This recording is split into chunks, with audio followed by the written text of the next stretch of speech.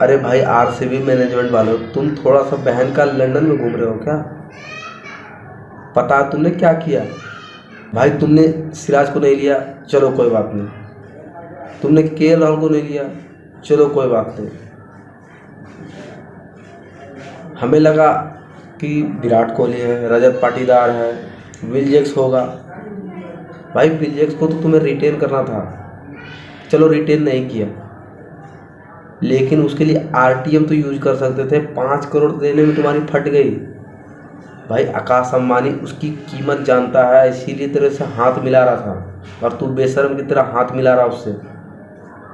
भाई कुछ तो शर्म लिहाज कर लेता, क्योंकि वो पिछले बार 2024 में तेरे लिए 2 मैच ऐसे जिताए थे और रन रेट में आगे किया था, तब जाके क्वालिफाई हुआ था। भाई इतना जल्दी कैसे भूल जाते हो तुम लोग? कौन सा सस्ता नशा करके बैठते हो तुम लोग? बार बार हम आरसीबी का दिल दुखाते हो।